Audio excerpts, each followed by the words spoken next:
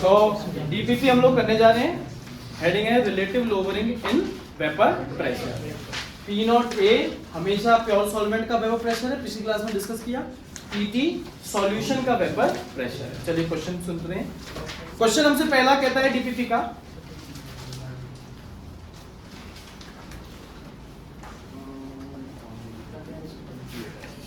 ठीक है, पहला कहता है हमसे कि एन एक्वा सॉल्यूशन, एक एक्वा सॉल्यूशन है। इसे क्या पता लगा, बस इतना सुनते ही एक्वा सॉल्यूशन मतलब साफ जरूर सॉल्वेंट वाटर रहा होगा। तो हमें पता लग गया ए हमेशा अपन किसको कहते हैं बेटा, सॉल्वेंट को। हमें पता लग गया कि साहब ये क्या है, ये साहब वाटर H2O। चलिए ठीक है। तो कहता है एक एक्वा सॉल्यूशन है 2% नॉन वोलेटाइल सॉल्यूट का। अब भैया ये 2% नॉन वोलेटाइल सॉल्यूट का मतलब क्या है, बताइए। 2% का मतलब 2% का बेसिक मतलब ये है, अगर पूरा सॉल्यूशन 100 ग्राम बनाओ तो उसमें 2 ग्राम क्या होगा, सही है, और 98 ग्राम क्या होगा, इसी को ग्राम को हम लोग कह देंगे गिवन मास ऑफ सॉल्यूट, और इस 98 को अपन कह देंगे गिवन मास ऑफ सॉल्वेंट। सही बात है। अब सुनो, क्वेश्चन अभी नहीं हुआ चालू, क्वेश्चन की अभी हमने एक ही लाइन पढ़ी है। क्वेश्चन में हमसे कह रहा है 2% नॉन वोलेटाइल सॉल्यूट। देखो क्वेश्चन में इसने नहीं बताया है कि सॉल्यूट क्या है। जब भी नहीं बताएगा ना तो कंफर्म वो तुमसे सॉल्यूट का क्या पूछेगा, मोलर मास। क्यों सर, अगर वो कहता NaCl है तो आप मोलर मास निकाल देते। सब सोडियम का मास 23, क्लोरीन का 35.5, 58.5, तो पूछता ही क्यों। तो बाकी सब इंफॉर्मेशन का तो कोई काम ही नहीं है। पर भाई यहाँ पर वो आपको नहीं बता रहा है कि सॉल्यूट क्या है, तो कंफर्म वो क्या पूछने वाला है तुमसे, मोलर मास। अब सुन लो, ये रही फॉर्मूला, ये रहा अपने पास। मोलर मास ऑफ सॉल्यूट अगर आपको निकालना है ना, तो आपको क्या पता कर लेने हैं, नंबर ऑफ मोल्स, है ना। नंबर ऑफ मोल्स के लिए आपको गिवन मास और मोलर मास चाहिए। अब भैया गिवन मास चलो क्वेश्चन में आ गया, 2% का मतलब समझ में आ गया। मोलर मास नहीं पता है। मोलर मास जब निकलेगा तब क्या निकल जाए, नंबर ऑफ मोल्स। अब भैया नंबर ऑफ मोल्स का फॉर्मूला ये दिख रहा है क्या, काईबी। तुम्हें अगर काईबी पता लग गया तो आप क्या निकाल सकते हो, नंबर ऑफ मोल्स। और काईबी कहां से निकलेगा, यहां से। देखते क्वेश्चन, चलो। तो कहता है कि एक एक्वा सॉल्यूशन है 2% नॉन वोलेटाइल सॉल्यूट। अब ये शुरुआत में कहता है एक एक्वा सॉल्यूशन एक्सर्ट्स प्रेशर। अब मैं जो प्रेशर बोलने वाला हूं वो किसका प्रेशर होने वाला है, कह रहे ना कि एक एक्वा सॉल्यूशन है जिसमें 2% सॉल्यूट है, उसका प्रेशर, मतलब ये किसका प्रेशर है भैया, सॉल्यूशन का। तो हमें जो प्रेशर दे दिया गया वो प्रेशर की वैल्यू में लिख रहा हूं 1.004 बार। चलिए सर, हमसे कहता है at normal boiling point of solvent what is the molar mass of solute at STP. हाँ साहब, एसटीपी का मतलब बता दीजिए, standard temperature and pressure. Standard pressure कितना होता है, 1 atm या 1.013 बार। सुना सबने, क्वेश्चन में एक प्रेशर दे दिया 1.004 बार, और क्वेश्चन में लाके उसे छोड़ दिया एसटीपी। एसटीपी में आपको पता है कि सब प्रेशर कितना होता है, 1.013 बार। बात क्वेश्चन समझ में आ रहा है बेटा। क्या क्वेश्चन में हमारे पास दो प्रेशर है, बताओ कौन सा प्रेशर ज्यादा है, 1.013 या 1.004। 1.013 बड़ा प्रेशर है। अब अगर आपको सवाल समझ में नहीं आया तो भी कोई परेशानी नहीं है, बताइए कौन सा प्रेशर बड़ा होता है, तो इसका मतलब बहुत साफ है, ये जो वैल्यू है ये किसकी है, P0A, और ये जो वैल्यू किसकी है, P0I। हाँ भाई, P0A PT अपॉन P0A, क्या ये सब कुछ हमें दे रखा है, इसको इक्वेट करके क्या काईबी आ जाएगा, क्या दोनों के प्रेशर्स की यूनिट सेम है, तो आराम से वैल्यूज डाल करके क्या सोल्व कर लोगे, काईबी। अब काईबी का जब आप फॉर्मूला अप्लाई करोगे तो वो है number of moles of solute upon number of moles of solvent plus number of moles of solute. अब भैया हमें क्वेश्चन में नंबर ऑफ मोल्स तो दे नहीं रखे, पर नंबर ऑफ मोल्स निकाले जा सकते हैं नंबर ऑफ मोल्स के दूसरे फॉर्मूला से। जो कहता है given mass by molar mass. क्या आपको यहाँ सॉल्वेंट का गिवन मास पता है? क्या आपको ये पता है कि सॉल्वेंट क्या है? अगर आपको ये पता है कि सॉल्वेंट का फॉर्मूला क्या है, फिर तो आप उसका मोलर मास भी निकाल दोगे। H2 का मोलर मास कितना आएगा? 18 ग्राम पर मोल। गिवन मास कितना है? 98। मतलब आपने बेटा यहाँ पर WA और Na दोनों इक्वेट कर दिए। इससे किसकी वैल्यू आ गई? Na। पर अभी हमें क्या नहीं पता? NB नहीं पता साहब। क्या नहीं पता है? NB। अब देखो NB अगर नहीं पता है तो इसको सॉल्व करने के लिए दो तरीके। पहला, आप साहब यहाँ पर सभी वैल्यूज को डाल करके एक क्वाड्रेटिक इक्वेशन तैयार कर सकते हैं। उस क्वाड्रेटिक इक्वेशन से क्वाड्रेटिक फॉर्मूला अप्लाई करके आप दो वैल्यूज निकाल लीजिए, एक पॉजिटिव में और एक नेगेटिव में। अब अमाउंट या नंबर ऑफ मोल्स कभी नेगेटिव नहीं हो सकते, तो नेगेटिव वाली को ड्रॉप कर दीजिए। या फिर कॉलिगेटिव प्रॉपर्टीज पढ़ाते वक्त आपको बताया गया था कि कॉलिगेटिव प्रॉपर्टी किसी भी सॉल्यूशन में सिर्फ तभी एग्जिस्ट करेगी जब दो कंडीशन पूरी कर रहा हो। पहला, सॉल्यूट नॉन वोलेटाइल। दूसरा, solution must be diluted. Diluted का अर्थ क्या था? सॉल्वेंट बहुत ज्यादा हो, सॉल्यूट बहुत कम हो। अगर नीचे वाली दो वैल्यूज आपस में जुड़ रही हैं, जिनमें एक वैल्यू तो बहुत बड़ी है, मान लो 1 लाख, और दूसरी वैल्यू बहुत छोटी है, मान लो 1। अब 1 लाख में तुम 1 जोड़ दो, 1 लाख में से तुम 1 घटा दो, कोई फर्क पड़ेगा? कोई फर्क नहीं पड़ेगा। तो तुम यहाँ नीचे इसको क्या कर देना? नेगलेक्ट चलता कर देना। तो साहब आपने काय भी यहाँ से सोल्व करा। नंबर ऑफ मोल्स आपने कैसे निकाले? गिवन मास कितना था? 98। मोलर मास कितना था? 18। डिवाइड करके नंबर ऑफ मोल्स निकाल दी, बचा क्या? Number of moles of solute. वो आ जाएगा कि नहीं आ जाएगा? जब number of moles of solute आ जाए तो उसका फॉर्मूला है गिवन मास ऑफ सॉल्यूट, जो कितना है बेटा? 2 ग्राम। अपॉन में क्या बचा? मोलर मास ऑफ सॉल्यूट, जो क्वेश्चन में वो आपसे पूछा है। बात है समझ में? क्वेश्चन बन जाएगा कि नहीं बन जाएगा? क्वेश्चन आपने पढ़ लिया, क्वेश्चन में क्या क्या गिवन है लिख लिया। क्वेश्चन अगर आपको समझ में आ गया तो मैं लिख के आपको दे सकता हूं, आप क्वेश्चन बना लोगे। हर कोई बना लेगा, बनाने की इच्छा रखता होगा। तो अब आलस आ रहा है, जोर आ रहा है, हाथ नहीं चल रहा है कि छोड़ो यार ये तो हो जाएगा या कर लेंगे, इस तरह के सवाल तो हमें समझ में आ गए तो नहीं बनेगा। डीपीपी बना लीजिए, समझ में आने के बाद में आपसे कोई भी क्वेश्चन बोर्ड का हो जाएगा। बात क्लियर है? किसी को दिक्कत? कैसी भी आसान क्वेश्चन था। बस इसमें ट्रिक क्या थी? ट्रिक थी सब आपने मास परसेंटेज पढ़ा था कि नहीं पढ़ा था? अगर मास परसेंटेज पढ़ा था, आपको इस 2% का मतलब समझ में आता है तो आप पूरा का पूरा क्वेश्चन बनाना। एक और चीज पे ट्रिक थी, ट्रिक यहाँ थी ये वाली कि साहब यहाँ दो जगह एनबी जो थे वो अननोन थे, तो उसके लिए आपको बता दिया कि भैया अगर कॉलिगेटिव प्रॉपर्टी आप पढ़ रहे हो तो इसमें आप सॉल्यूट के नंबर ऑफ मोल्स को डिनोमिनेटर में क्या कर सकते हो? नेगेटिव। बात समझ में आ गई? ठीक है साहब। सही लिखना पड़ेगा क्या? हाँ बिल्कुल लिखना पड़ेगा, बिल्कुल लिखना पड़ेगा। हर एक चीज लिखनी पड़ेगी आपको। ऐसा नहीं आप डायरेक्ट क्वेश्चन बनाते रहो, आपको लिखना पड़ेगा। या तो दो तरीके हैं लिखने के। पहला तरीका तो ये कि आप लिख दें कि relative lowering in vapour pressure is a colligative property in which solution is highly diluted, therefore we can neglect number of moles of solute in denominator। पहला तरीका। या दूसरा तरीका जो आपको पहले बताया है, अगर ये वैल्यू 10 की पावर -2 से छोटी आ गई, क्या आ गई? 10 की पावर -2 से छोटी है। देखो दो चीजों को डिवाइड करके आंसर छोटा आ रहा है, तो मुझे इतना बता दो, न्यूमरेटर एक बड़ी वैल्यू होगी कि एक बहुत छोटी वैल्यू है ना? पता लग गया ना कि ये एनबी छोटा है। अब एक बहुत छोटी वैल्यू को आप किसी में जोड़ दो, कोई फर्क नहीं पड़ना। तो अगर ये बहुत छोटा है तो कितना छोटा? फिर कह रहा हूं कितना छोटा? 10 की पावर -2 से छोटा। तो फिर आप उसको क्या कर दोगे? डिनोमिनेटर में नेगलेक्ट। तो दो तरीके लिखने के, ठीक है? चलिए साहब अगले क्वेश्चन पर चलते हैं, डीबीपी के सेकंड क्वेश्चन।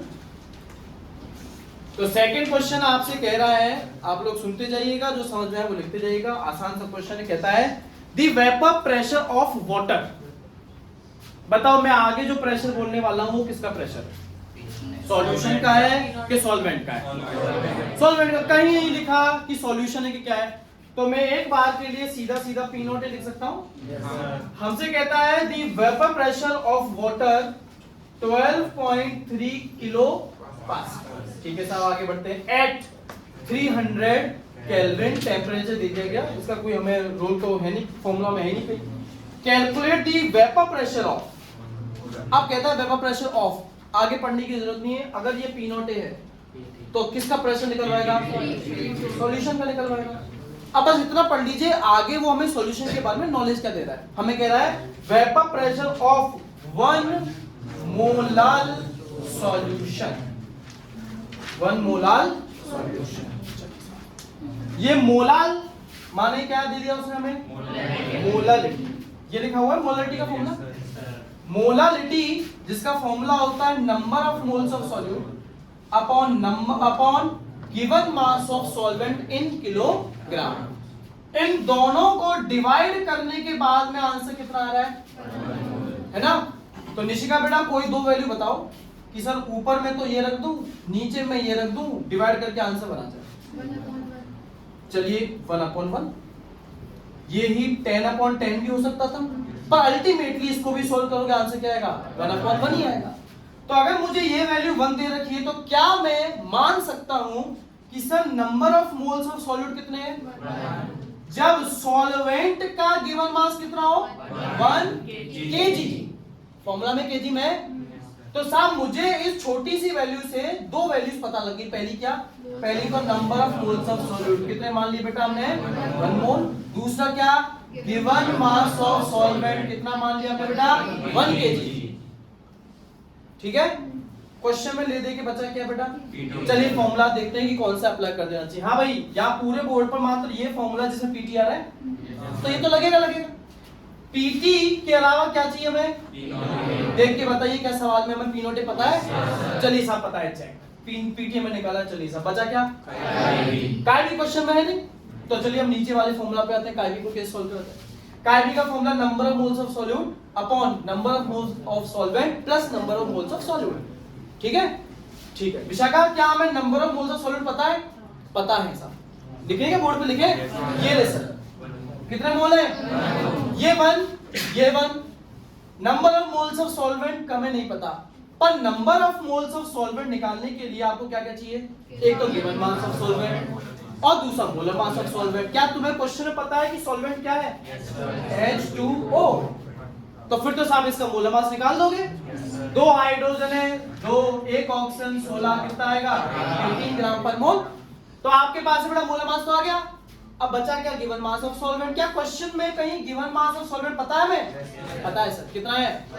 पर ध्यान रहे, जब आप मोल्स में रखते हैं तो मास आपका किलोग्राम की जगह किस में होना चाहिए? ग्राम में। तो 1 किलोग्राम को ग्राम में कन्वर्ट करने का बड़ा आसान तरीका है 1000, और ये वैल्यू रख लीजिए 1000/18 आंसर आएगा 55.55। तो आपको number of moles of solvent पता लग गए 55.55। Number of moles of solute आपने कितना रख दिया बेटा? 1। ऊपर भी number of moles of solute कितना? 1। इसको सोल्व करके क्या निकाला तुमने? काइबी को तुमने यहां डाला। पी नॉट ए क्वेश्चन में दे रखा है, बचा क्या? पीटी। ये तो निकालना क्वेश्चन में। पीटी की यूनिट क्या डालोगे? किलोपास्कल। जब तक वो ना कहे कि क्वेश्चन में कि साहब प्रेशर निकालिए सॉल्यूशन का बार में, एटीएम में, पास्कल में, तब तक यूनिट चेंज बिल्कुल मत करना। जो यूनिट दे रखी है उसी में चलने दीजिए। क्लियर है भाई? क्वेश्चन बन जाएगा कि नहीं बन जाएगा? बन जाएगा। ठीक है साहब, अगले क्वेश्चन पर चलते हैं। थर्ड क्वेश्चन जिसमें आप लोगों को डाउट बिल्कुल आया होगा। थर्ड क्वेश्चन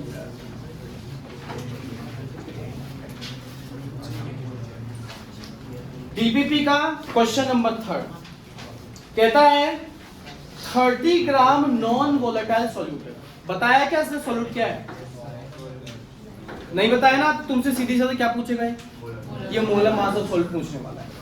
तो कहता है 30 gram of non volatile solute. हाँ साहब, तो WB कितना दे दिया क्वेश्चन में? 30 ग्राम। कहता है इसको डिसॉल्व किया गया 90 ग्राम ऑफ वाटर में। ये क्या 90 ग्राम? ये सॉल्वेंट का गिवन मास है, WA हो गया साहब कितना? 90 ग्राम। चलिए बहुत बढ़िया, आगे बढ़ते हैं। तो क्या पाया? ये पाया the vapour pressure 30 gram of non volatile solute dissolved in 90 gram of water has vapour pressure of 2.8 kilo pascal. Language सुन के कोई समझ में आ पा रहा है कि कौन सा प्रेशर है? ऐसा तो कहीं नहीं लिखा बाय, रिड्यूस बाय, कि आपको अंतर दे दिया गया हो।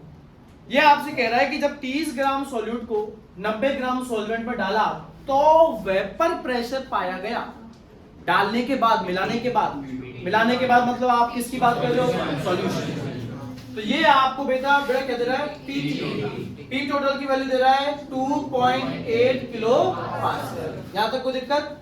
अब वही उसने क्वेश्चन में लगा दिया फुल स्टॉप। अब आगे कहता है कि फर्दर बाद में 18 gram of water is added. जो सॉल्यूशन था उसी में 18 ग्राम पानी और डाल दिया। सॉल्यूट के बारे में कोई इंफो नहीं है। तो मुझे इतना बताओ, सेकंड केस में फर्दर सॉल्यूट का मास कितना होगा? 30 ग्राम। वो कह नहीं रहा ना, सॉल्यूट का कुछ नहीं कह रहा, वो तो ये कह रहा है सॉल्वेंट और कितना डाल दिया? 18 ग्राम। तो कोई गैस कर पाएगा कितना हो गया सॉल्वेंट? अब सर 90 प्लस 18 108 ग्राम। अब पाया ये गया कि सॉल्यूशन का वेपर प्रेशर बिकम्स हो गया है, कितना हो गया है? 2.9 किलो पास्कल। ठीक है। क्वेश्चन में वो दो चीजें पूछ रहा है। पहली चीज आपसे क्या पूछ रहा है? Molar mass of solute. दूसरी चीज जो आपसे पूछ रहा है वो पूछ रहा है पी नॉट। ठीक है। पानी का मान लो एसटीपी पर वेपर प्रेशर है 1.013 बार। ठीक है। इस पानी में मैंने 10 ग्राम चीनी मिलाई, इस पानी में मैंने 10 ग्राम नमक मिलाया। ठीक है। ध्यान से सुनिएगा, मुझे इतना बताओ पानी का इनिशियली प्रेशर कितना था? क्या दोनों केस में 1.013 बार था? क्यों? बेटा पी नॉट ए है जब आपने सॉल्यूशन नहीं तैयार किया है, आपने क्या लिया? सिर्फ सॉल्वेंट।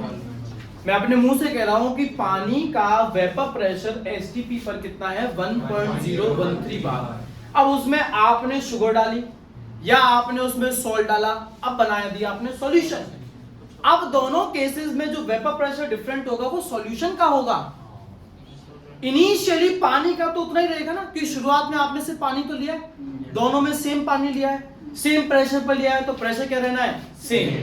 तो इन दोनों में पी नॉट ए सेम रहना है। सत्य है? पी नॉट ए सब नहीं बदलेगा। पी नॉट ए का ही अर्थ है जब तुमने सॉल्यूट नहीं डाला उससे पहले जो पानी था, दोनों केसेस में पानी ही है।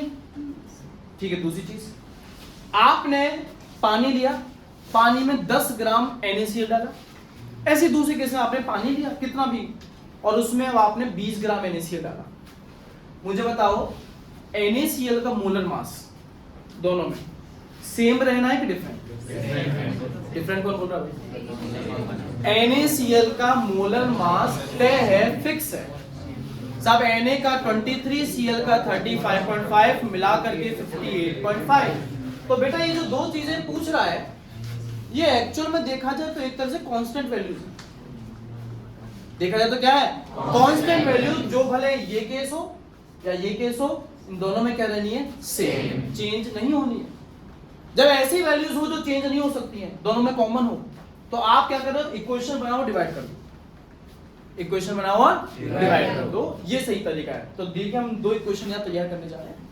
हमसे उसने क्वेश्चन में कह दिया सॉल्यूट जो है वो नॉन वोलेटाइल। क्या है? Non volatile. अब सब देखिए क्वेश्चन में, देखिए क्वेश्चन में सब हम लोग जो है काइडी के फॉर्म में फंसे हुए हैं। काइडी के लिए sir number of moles of solute चाहिए और number of moles of solute के लिए सर मोलर मास चाहिए। सर वो तो मैं दे नहीं रखा, पर सोचिए अगर ये काय ए के टर्म्स में होता फॉर्मूला, किसकी फॉर्म में?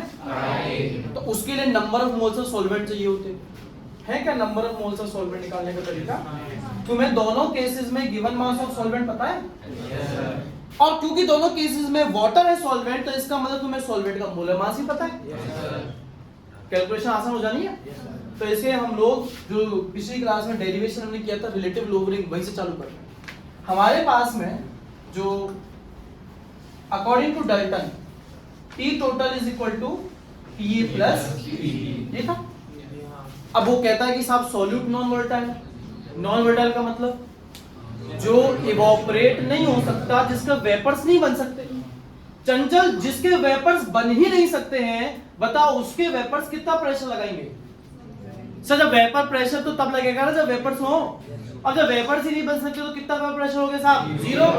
तो बेटा यहाँ पीबी को 0 मान लो, तो हटा ही देता हूं ना फिर। पीटी किसके बराबर है? पीए के। पर सर क्वेश्चन में देख लो कहीं भी पीए दिख नहीं लगा। पीए का मतलब क्या है? सॉल्यूशन में सॉल्वेंट का प्रेशर।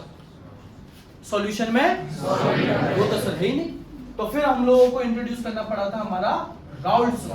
राउल्ट्स लॉ कहता है PA is equal to P naught A. सत्य बात है। यहां पीए की वैल्यू डाल दो, पी नॉट ए का है, तो पीटी किसके बराबर आ रहा है बेटा? पी नॉट ए का ए। हाँ साहब, क्वेश्चन में क्या दोनों हाफ में हमें पीटी पता है? पता है सर। क्या दोनों हाफ में पी नॉट ए पता है? नहीं पता साहब। खुशी कहाँ पता बेटा? वो तो हमें निकालना है। वाटर नहीं, वाटर का प्योर स्टेट में प्रेशर, दोनों में नहीं पता, ये तो निकालना है। बचा क्या? काई। काई का फॉर्मूला क्या है? काई का फॉर्मूला है number of moles of solvent, water के number of moles upon number of moles of solvent plus number of moles of solvent.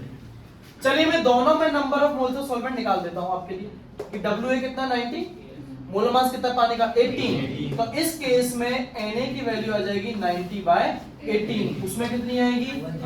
108/18, है ना? तो मैं यहाँ पर दो इक्वेशन जो है वो आपके सामने तैयार कर देता हूँ। पहली इक्वेशन यहाँ Na की वैल्यू डाल देता हूँ। क्या पहले केस में 90/18 ऊपर रख दूं 90/18। NB का फॉर्मूला क्या होगा? गिवन मास ऑफ सॉलिड बताओ बेटा कितना है? पहले केस में 30 बाय मोलर मास पता है क्या? सर नहीं पता। दूसरे केस में जो काई आ रहा है वो कितना आ रहा है? 108/18 अपॉन 108/18 प्लस 30/18 आ रहा है। मैं क्या करने वाला हूं, यहां दोनों केसेस के लिए पीटी और काई की वैल्यू इक्वेट करने वाला हूं। ठीक है, तो देखिए जरा, इसको मिटा देते हैं एक बार। फर्स्ट केस में हम लोग पीटी कितना रख रहे हैं? 2.8। पीटी की वैल्यू डाल दी, इक्वल में हमें नहीं पता सर पी नॉट है, मल्टीप्लाई बाय क्या है? काई। फर्स्ट केस का काई ये रहा, तो मैं यहां पर इनटू में डाल देता हूं बेटा कितना? 90/18 अपॉन 90/18 प्लस 30/mb। कोई दिक्कत? सेकंड केस को भी ले लेते हैं। सेकंड केस में इस फॉर्मूला में वैल्यूज डालने पर पी टोटल कितना बेटा? 2.9 इक्वल टू पी नॉट पता है क्या? सर नहीं पता। मल्टीप्लाई में क्या रखूं? ये वाली वैल्यू 108/18 अपॉन 108/18 प्लस 30/mb। क्या दोनों में पी नॉट आ रहा है? दो इक्वेशन तैयार हो गई। दोनों को क्या कर देना है? जैसे ही तुम डिवाइड करोगे पी नॉट से क्या कर जाएगा? 30/mb से नहीं सॉरी ऐड हो रहे ना, सॉरी ऐड हो रहे, मल्टीप्लाई हो रहे। तो 30/mb और 30/mb आपका रहेगा। क्या जो पी नॉट है जो अननोन था वो कैंसिल हो गया। अब पूरे फॉर्मूला में सिर्फ mb ऐसी वैल्यू है जो अननोन है। सॉल्व हो जाएगी mb की नहीं हो जाएगी? हो जाएगी। mb जैसे हम कह रहे हैं कि दोनों में mb कांस्टेंट है, दोनों में से किसी एक में किसकी वैल्यू डाल दो? mb की। किसकी वैल्यू आ जाएगी? बात है समझ में? क्वेश्चन सॉल्व बिल्कुल भी काई की हेल्प से नहीं हो सकता। क्यों नहीं हो सकता? क्योंकि सर काई जब निकालोगे तो ऊपर रखोगे number of moles of solute जो अननोन है, नीचे भी क्या रखोगे? Number of moles of solute जो अननोन है। पर अगर काई हो जाए, ऊपर आएंगे number of moles of solvent जो नोन है, नीचे आएगा number of moles of solvent वो भी नोन है, plus number of moles of solute जो अननोन है। मात्र एक अननोन क्वांटिटी है, उसको सॉल्व करना बहुत आसान होगा हम लोगों को। बात समझ आई सब लोगों को? ये फॉर्मूला इस क्वेश्चन में इस्तेमाल ही नहीं होगा ही नहीं। बात समझ में आई? पी नॉट ए नहीं पता, पीटी आपको पता है। इधर काई बी आपको नहीं पता, काई बी की जगह अगर आप रख देते हो 1 - काई ए, क्या रख देते हो 1 माइनस का ए। तो का ए निकालने के लिए भी number of moles of solute तो लगेंगे। तो इसीलिए हमने क्या किया, हमने दो इक्वेशंस बनाई और उन दोनों को आपस में क्या कर दिया डिवाइड। जब भी इस तरह के क्वेश्चन आए कि आपको दो इक्वेशन बनानी पड़े और जिसमें एक भी टर्म अगर कॉमन है तो दोनों इक्वेशंस को आपस में क्या कर दीजिए डिवाइड कर दीजिए, आपका क्वेश्चन। ठीक है, तो दिक्कत। थर्ड क्वेश्चन डीपीपी का इस तरह से। चलिए क्वेश्चन के डीपीपी के फोर्थ क्वेश्चन पर चलते हैं। केशव क्या हुआ, डीपीपी नहीं बनाई? तो तीन ही बनाए कि तीन ही बने? तीन ही बने। ठीक है। Calculate the mass of a non volatile solute. कौन सा मास पूछ रहा है? मोलर मास की गिवन मास? मोलर मास पूछ रहा है, गिवन मास पूछ रहा है? चलिए आगे बढ़ते हैं, पहले पढ़ लेते हैं। कहता है calculate the mass of a non volatile solute whose molecular mass is। अब बताओ कौन सा मास पूछ रहा है? Given mass. कहता है सॉल्यूट का मॉलिक्यूलर मास mb अगर है बेटा 40 ग्राम पर मोल। तो निकालना है क्या हमें? गिवन मास ऑफ सॉल्यूट निकालना है। ठीक है, आगे बढ़िए। कहता है which should be dissolved in 114 gram of octane. तो ये 114 क्या है बेटा? Given mass of solvent octane. हाँ भाई, ऑक्टेन का मॉलिक्यूलर फॉर्मूला C8H18। इसका मोलर मास 114 ग्राम पर मोल आएगा। कैलकुलेशन से बहुत आसान है। ठीक है, चलिए आपने मोलर मास निकाल दिया। तो कहता है आगे to reduce its vapour pressure to 80%, ताकि जो भी वेपर प्रेशर है वो 80% घट जाए या घट के 80% हो जाए। घट के 80% हो जाए। तो अगर बेटा शुरुआत में प्रेशर था P0A, अब मुझे इतना बताओ P टोटल कितना है? किसका 80% है? P0A का 80% ऑफ P0A। ऑफ का मतलब मल्टीप्लाई, तो 80% का मतलब 80/100 मल्टीप्लाई बाय P0A। तो ये कितना आएगा बेटा? 0.8 P0A। ये किसकी वजह निकाल दिया आपने? PT। अब क्वेश्चन में जो भी चीज आपको अननोन है उस पर आ जाते हैं। अब बेटा अगर PT आपको पता लग गया है, क्वेश्चन में P0A हमें नहीं पता सर, या वैल्यू डालते हैं। P0A माइनस PT कितना निकाल दिया तुमने? 0.8 P0A upon P0A equal to में क्या है? काय B। काय B का फॉर्मूला क्या है? Number of moles of solute upon moles of solution. तो बेटा यहां मैं काय B के लिए number of moles of solute का फॉर्मूला लिख देता हूं 40 अपॉन MB अपॉन सॉल्वेंट का कितना डालूं? 114 अपॉन 114 प्लस 40 बाय, इसको सॉल्व करोगे P0A में से 0.8 P0A का कितना बचा? 0.2 P0A। 0.2 P0A और ये P0A ऊपर P0A 40 तो डबल 40 क्या है? डब्ल्यू WB निकालना है क्या? सॉरी।